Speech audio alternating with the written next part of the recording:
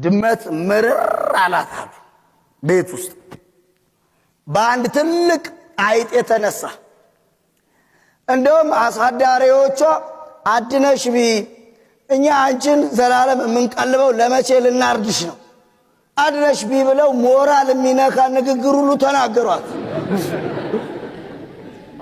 ናቴ በቃ ድመቷ ከኮርኒስ ከጉርጓድ ከጣራ ጣራ ደከማት፣ አልቻለችም አይጡ መያዝ። ሲበስባት ግቢ ውስጥ ወዳለ ውሻ ሄደች። ጎበዝ ዛሬ ችግር ተፈጥሯል፣ ከስራዬም ከህይወቴም ልፈናቀል ነው፣ ምን ይሻላል አግዘኝ አለችው። አግዝሻለሁ ማገዝ ግን ካገዝኩሽ በኋላ በእለት ከመታገኘው ወተት ላይ ግማሹን ለኔ ይሰጪኛለሽ። ተስማማች። ቀላል ነው፣ አንቺ ምን አሯሯጠሽ? ዘመናዊ የሆነው መንገድ ተከተይ አላት ውሻ ለድመት። እገሌ የሚባል የመርዝ ቅጠል በጥሽና ከምግብ ጋር ቀላቅለሽ አይጡ ጉርጓድ ጋር አስቀምጪ አላት። ድመትም እንደተባለችው አደረገችና አይጥ ሞተ። በቤት ውስጥም ተከበረች። ይሄኔ ውሻ ግማሽ ወተቱን አልፎ ሙሉ ወተት ካልሰጠሽ ማለት ጀመረ። እንደውም በይኑኝታ አስሯት ጽዳት ከድመት ይማሩ ይባል የለ ብሎ የቤቱ አጽጂ አሽከራረጋት። ይሄ ሲብስባት ምርር ብሏት ራሱ የነገራትን ቅጠል በጥሳ ከወተት ጋር ሰጠች። ራስ ባስተማርከው ራስ ባሳየው ነገር ትወድቃታለህ፣ ትሞታታለህ።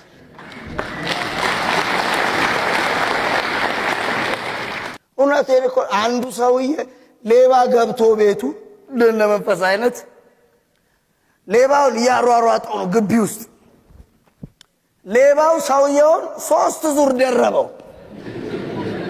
እያሯሯጠው። ከዛ ሌባ ከኋላ ሰውየው ከፊት አገለባበጡብን እኮ። ኤና ፖሊስ ጣቢያ ደውለ ጎበዝ፣ አረ ሰዎች እየተዘረፍኩ ነው ሌባ ቤቴ ገብቷል ብለ የት ነው ያለው ስትል ከኋላ ነው ያለው።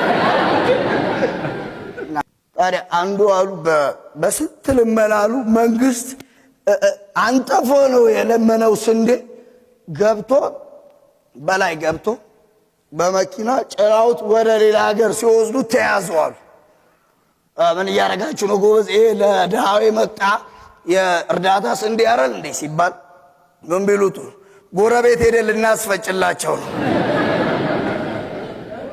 ለዚህ ነው አቶ ደስታ አስመላሽ የተጎዳ ፍራሽ አዳሽም ነገር ከመሞት በፊት ኑር። ስትኖር ለመረሳት ሳይሆን ታሪክን ለማስታወስ ተምሳሌትና ምሳሌ ሆነ ምልክት ሆነ እለፍ። ለዛ ነው እንደ ሁል ጊዜው ጠጃችንን ከፍ አድርገን ግጥሙን የምንለው ታደሰ አንተ ፍራሽ አድስ፣ በወገፋ ሐሳብ ቅዠት አታግበስብስ፣ ባዳፋ መዳፍ በእድፋም እጅ እምባን አታብስ፣ ከማንነት ደጅ ከምንነት ጽንፍ ሰው መሆንን አስስም።